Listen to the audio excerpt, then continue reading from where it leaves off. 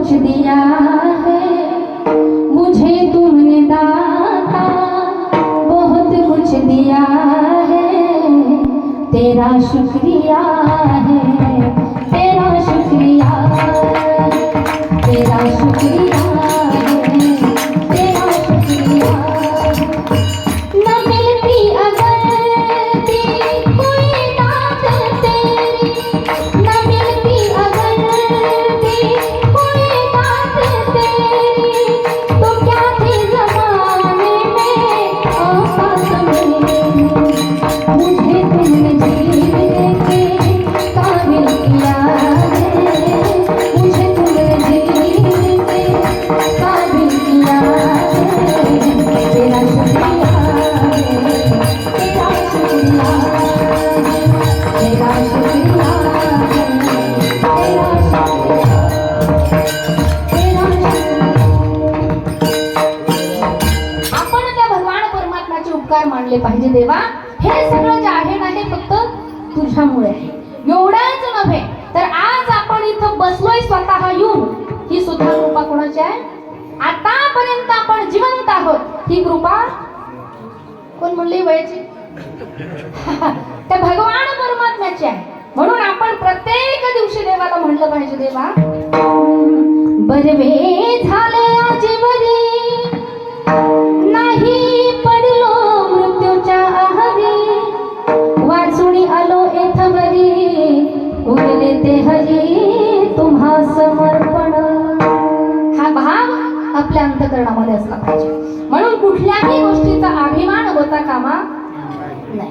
पहिल्यांदा अभिमान रूपी निबरपणा आपण टाकला पाहिजे। दुसरा जो कुविचाराचा हिरवटपणा आपल्यामध्ये भरलेला आहे, माझंच भलं असो, माझ्याच पात्रावर बात, हा जो भाव आपल्या अंतःकरणात आहे ना, हा सुद्धा निघून गेला पाहिजे। काम क्रोधादिक जे विचार आपल्या अंतःकरणामध्ये आहेत ना, ते सुद्धा काय झाले पाहिजे, आणि एक नम्रता आपल्या अंतःकरणात निर्माण झाली पाहिजे। स्वच्छ अंतःकरण आपलं झालं पाहिजे, मग मात्र देव यायला वेळ लागत नाही। आज तुकोबारायांच्या जीवनामध्ये तुकोबारायांनी स्वतःमध्ये बदल केला, आणि म्हणून स्वतः भगवान परमात्मा तिळाच्या रूपामध्ये तिळामध्ये आला असं तुकोबाराय सांगतात। बरं, आता तीळ हे काय आहे आणि देव तिळामध्ये कसा आला, थोडक्यात आपण आता जेवढं होईल तेवढं बोलण्याचा मी प्रयत्न करते। तर तिळामध्ये काय आलं म्हणजे तीळ गोड होतो, हा गुळ, बरोबर ना? मग आता तिळामध्ये गुळ आल्यानंतर तीळ गोड होतं, पण इथं तुकोबाराय सांगतात की तिळामध्ये देव आल्यानंतर जीव गोड झाला। आता याचा संदर्भ कसा लागायचा, याच्यासाठीच कीर्तन ऐकायचे, लक्ष द्या थोडस। तर आता तीळ म्हणजे हा जीव आहे, मनुष्य। तीळ म्हणजे मनुष्य आहे आणि गुळ म्हणजे देव आहे।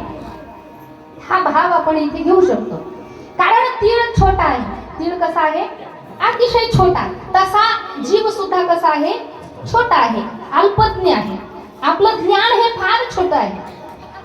जरी आरडून वरडून आपण सांगत असलो तरी सुद्धा आपलं ज्ञान किती आहे, छोटा आहे। आता मला सांगा बाबा, तुम्ही समोर बसले, तुम्ही ज्या घरामध्ये राहत आहे, किती वर्षापासून? मला कळतं तेव्हापासून, मला जन्म झाला तेव्हापासून, बरोबर? तुम्ही त्या घरामध्ये राहत आहे। आता आपलं ज्ञान किती आहे याच्यासाठी सांगता, तुम्ही ज्या घरामध्ये राहत आहे त्या घरामध्ये ग्लास किती आहेत स्टीलचे, माहिती आहे का तुम्हाला? नाही माहिती, त्याच घरात राहत आहे ना, तरी पण तुम्हाला ग्लास माहिती, घासत नाही का तुम्ही? ते म्हणते मी काय घासतो का काय केलं असं मला माहित असाल, पण मला सांगायचं की आपलं ज्ञान किती छोट आहे हे मला तुम्हाला पटवून द्यायचं, की ज्या घरामध्ये आपण राहतोय त्या घरात ग्लास वाट्या किती हे सुद्धा आपल्याला सांगता येणार नाही। आता मला सांगा, तुम्ही मावशी चष्म्यावाल्या, कानपूर लाईन चालू आहे मावशी, ऐकायला येते ना? नाही, अरे रॉंग नंबर लागला, येते का? हा बरं ठीक आहे। मला सांगा, आता तुमच्या एका हातामध्ये, तुमच्या उजव्या हातामध्ये बांगड्या किती? तुमचा वेळ संपला, नाही तर मोजून सांगताना एवढी काय डोक्यावर थोडी पडले मी, सांगू शकत नाही आपण। पाहता क्षणी आपल्या हातातल्या बांगड्या आपण सांगू शकत नाही, कारण आपलं ज्ञान किती आहे, छोटा आहे।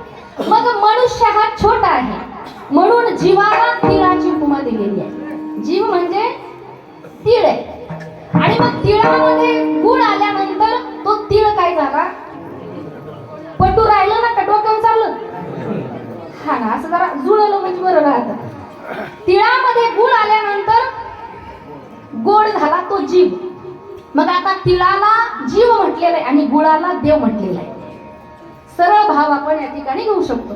बरं, मग गुळाला देवाला गुळाची उपमा का दिली, गुळाला देवाची उपमा किंवा का असं, त्याचं कारण असं आहे की दोन व्यक्ती, दोन वस्तू जेव्हा दोन्हीतले गुण सारखे असतात तेव्हा त्याला ती उपमा दिल्या जाते. जसं गुळ हा गोड आहे, गुळ खाल्ल्यानंतर गोड लागतो, आनंद होतो, तसं भगवान परमात्मा सुद्धा गोड आहे, आनंद स्वरूप आहे, त्याचं रूपही गोड आहे. गोड तुझे रूप, गोड तुझे नाम,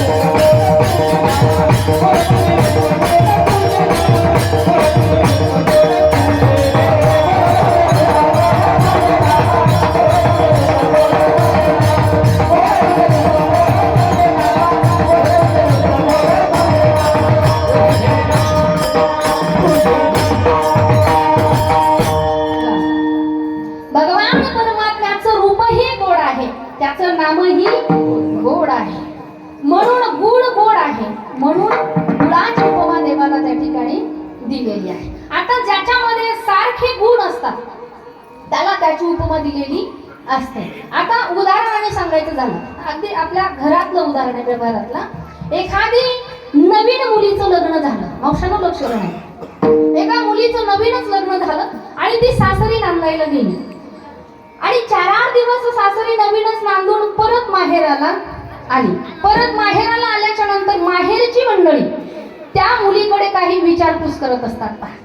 बाई, कसं आहे ग तुझं सासर, तिकडची माणसं कशी आहे, जीव लावतात ना तुला, सगळ्यांचे स्वभाव कसे आहे, तुझा सासरा ग कसा आहे तुझा सासरा. ती पोरगी सांगत असते, बाई काय सांगू काकू, माझा सासरा ना एवढा गोड स्वभाव आहे, माझ्या सासऱ्याचा एवढा गोड स्वभाव आहे जसं महादेवच आहे, का म्हणे भगवान शंकर आहे, एवढा भोळा माझा सासरा आहे. बाई तुझा सासरा चांगला म्हणे, हो महादेवासारखाच माझा सासरा आहे. म्हणे मग तुझा नवरा ग. आता ती पोरगी सांगते, माझा नवरा तर महादेवाच्याच पुढचा.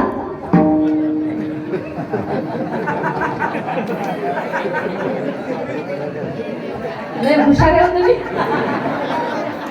हे कसं कळतं पटकन, काय म्हणे, माझा नवरा म्हणे महादेवाच्या पुढचा, म्हणजे मला नंदी बैल म्हणायचं नव्हतं बरं का.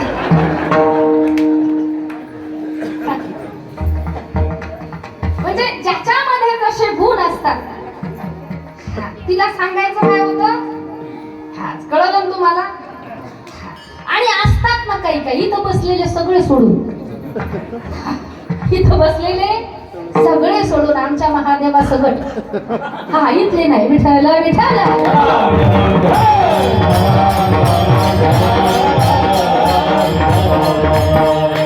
आणि हा शब्द सहज वापरला जातो. आणि कोण वापरतं सांगू, एक वेळेला घडलेला प्रसंग आहे. आमच्या गावामध्ये एक मावशी अशी वट्यावरती बसली आणि रिटायर झालेल्या त्या मावशा, कसलं काही काम नाही, धंदा नाही, काही नाही, दोघी जणी अशा वट्यावर बसल्या. आणि मग एका मावशीनं दुसरीला विचारलं, का ग तुझ्या बबीचं लग्न होऊन 2 वर्ष झाले, कसं काय बबीचं सासर, तिच्या घरच्या मंडळी तिला जीव तर लावतात ना. ती म्हणी, हो माझ्या बबीला एवढं चांगलं सासर मिळालं, एवढं चांगलं, बाई बाई बाई माझा जावाई तर एवढा चांगला, एवढा देव माणूस मिळाला. जावयाचं वर्णन पहा, एवढा देव माणूस मिळाला. तिने विचारलं, देव माणूस म्हणजे नेमका कसा, बबीला कधी भांडे घासू देत नाही. माझ्या बबीला कधी धुणं धुवू देत.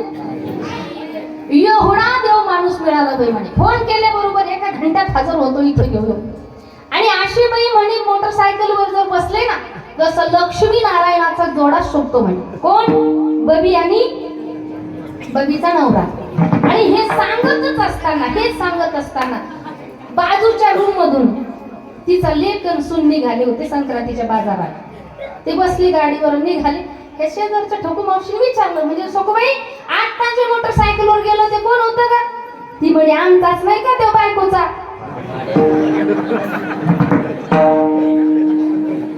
चांगला दांडगा अनुभव दिसतो.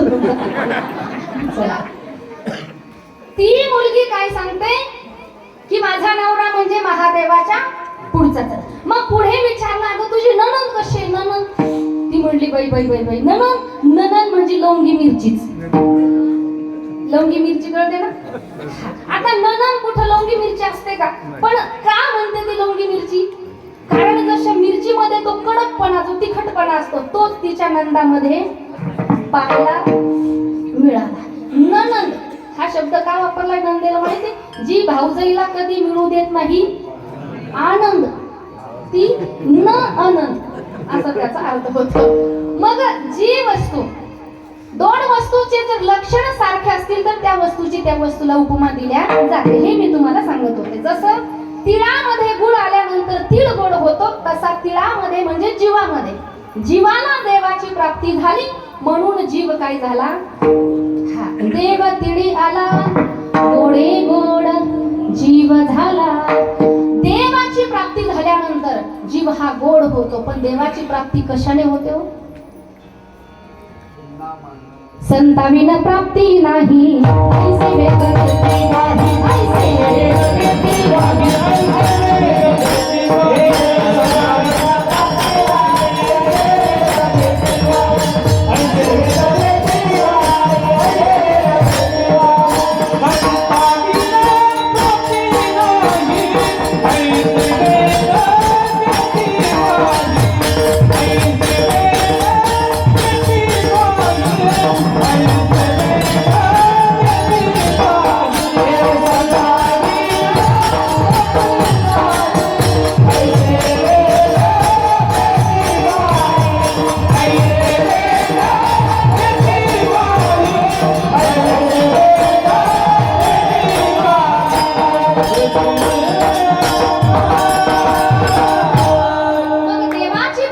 असं जर वाटत असेल ना तर सत्संगाशिवाय पर्याय नाही. संतांशिवाय देवाची प्राप्ती होऊ शकत नाही.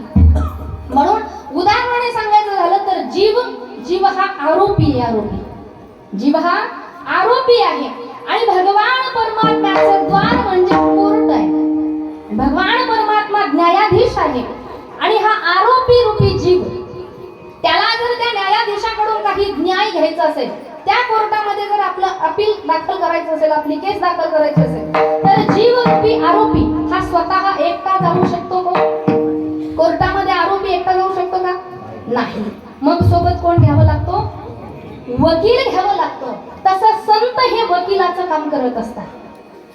जीव स्वतः देवापर्यंत जाऊ शकत नाही. आपल्याला माध्यम हे संत घ्यावे लागतात. संताशिवाय देवाची प्राप्ती होऊ शकत नाही. मग जीवन जगत असताना संगती आपण कुणाची केली पाहिजे? संतन के संग लाग रे देवी अच्छी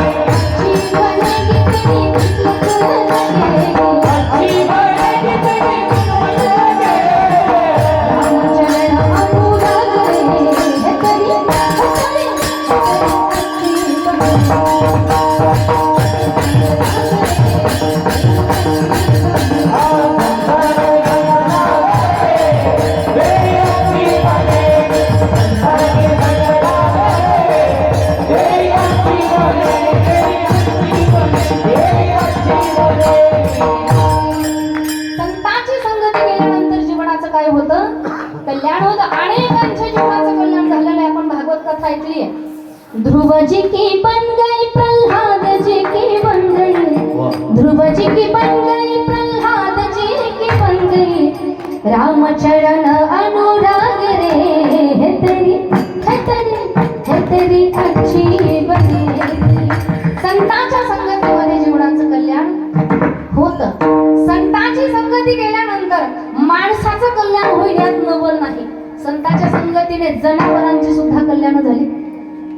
आजही आळा फाट्याला जी समाधी आहे ना, ती कुठल्या माणसाची नाही तर 4 पायाच्या रेड्याची समाधी आहे.